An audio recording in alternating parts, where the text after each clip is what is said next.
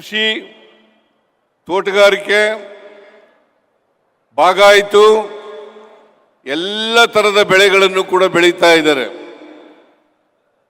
ಇಲ್ಲಿ ಆಹಾರ ಪದಾರ್ಥಗಳನ್ನು ಬೆಳೀತಾರೆ, ಜೊತೆಗೆ ತರಕಾರಿಗಳನ್ನು ಬೆಳೀತಾರೆ, ಹಣ್ಣುಗಳನ್ನು ಬೆಳೀತಾರೆ. ಬಾಗಾಯಿತು ಜಮೀನುಗಳಲ್ಲಿ ತೋಟವನ್ನು ಮಾಡ್ತಾರೆ.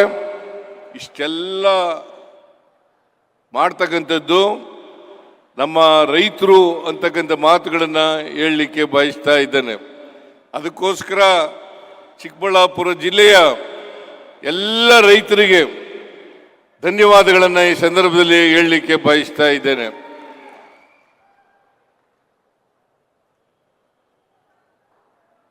ಇಷ್ಟೊಂದು ಅಭಿವೃದ್ಧಿ ಕೆಲಸಗಳು ಆಗ್ತಾ ಇದ್ರು ಕೂಡ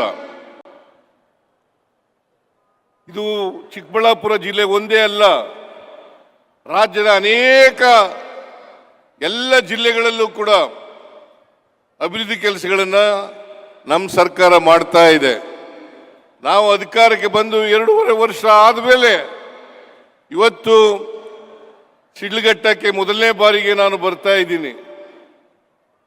ಸುಮಾರು 2,000 ಕೋಟಿ ರೂಪಾಯಿಗಳಿಗೂ ಹೆಚ್ಚು ಅಭಿವೃದ್ಧಿ ಕೆಲಸಗಳನ್ನು ಮಾಡ್ತಕ್ಕಂಥ ಕೆಲಸವನ್ನು ಮಾಡ್ತಾ ಇದ್ದೀವಿ ಅಂತಕ್ಕಂಥ ಮಾತುಗಳನ್ನು ಈ ಸಂದರ್ಭದಲ್ಲಿ ಹೇಳಲಿಕ್ಕೆ ಬಯಸ್ತಾ ಇದ್ದೇನೆ.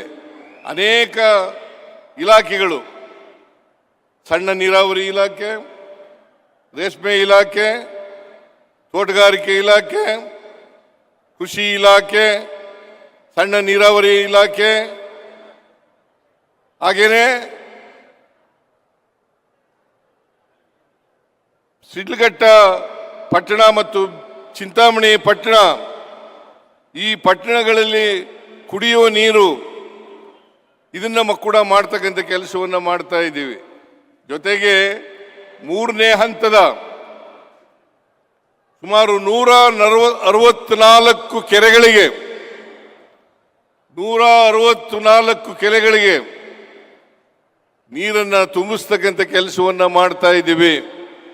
ಎತ್ತಿನಹೊಳೆ ಪ್ರಾಜೆಕ್ಟ್ನಲ್ಲೂ ಕೂಡ ಕೆರೆಗಳಿಗೆ ನೀರು ತುಂಬಿಸ್ತಕ್ಕಂಥ ಕೆಲಸವನ್ನು ಮಾಡ್ತಾ ಇದ್ದೀವಿ. ಅದು ಕುಡಿಯ ನೀರಿನ ಪ್ರಾಜೆಕ್ಟು. ಹೀಗೆ ಕೋಟ್ಯಾಂತರ ರೂಪಾಯಿಗಳನ್ನು ನಮ್ಮ ಸರ್ಕಾರ ಖರ್ಚು ಮಾಡ್ತಾ ಇದೆ ಅಂತಕ್ಕಂಥ ಮಾತುಗಳನ್ನು ಹೇಳಲಿಕ್ಕೆ ಬಯಸ್ತಾ ಇದ್ದೇನೆ. ಈಗಾಗಲೇ ನನ್ನ ಮುಂದೆ ಮಾತನಾಡಿದಂಥ ಅನೇಕ ಜಮೀರ್ ಅಹಮದ್ ಖಾನ್, ಮುನಿಯಪ್ಪನವರು, ಮತ್ತೆ ಸುಧಾಕರ್ ಅವರು, ಡಿ.ಕೆ. ಶಿವಕುಮಾರ್ ಅವರು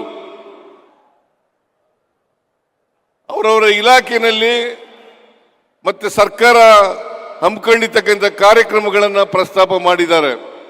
ನಾನು ಮತ್ತೆ ಪ್ರಸ್ತಾಪ ಮಾಡಲಿಕ್ಕೆ ಹೋಗಲ್ಲ. ಇವತ್ತು ಗ್ಯಾರಂಟಿ ಯೋಜನೆಗಳನ್ನು ಇವುಗಳಲ್ಲದೇನೆ ಗ್ಯಾರಂಟಿ ಯೋಜನೆಗಳನ್ನು ರೂಪಿಸ್ತಕ್ಕಂಥ ಕೆಲಸವನ್ನು ನಾವು ಮಾಡಿದ್ದೀವಿ. ಅದನ್ನು ರೂಪಿಸಿದಾಗ ಚುನಾವಣೆಗಿಂತ ಮುಂಚಿತವಾಗಿ ನಾನು ಡಿ.ಕೆ. ಶಿವಕುಮಾರ್ ಅವರನ್ನು ಪ್ರಸ್ತಾಪ ಮಾಡಿದಾಗ ನಾವು ಈ ಗ್ಯಾರಂಟಿ ಯೋಜನೆಗಳನ್ನು ಜಾರಿ ಕೊಡ್ತೇವೆ, ಅದು ಎಷ್ಟೇ ಕೋಟಿ ರೂಪಾಯಿ ಆಗಲಿ ಕೊಟ್ಟ ಮಾತಂತೆ ನಡ್ಕತ್ತೀವಿ ಅಂತ ಹೇಳಿದಾಗ ಅದನ್ನು ನಂಬಲಿಕ್ಕೆ ಯಾರೂ ಕೂಡ ತಯಾರಿರಲಿಲ್ಲ.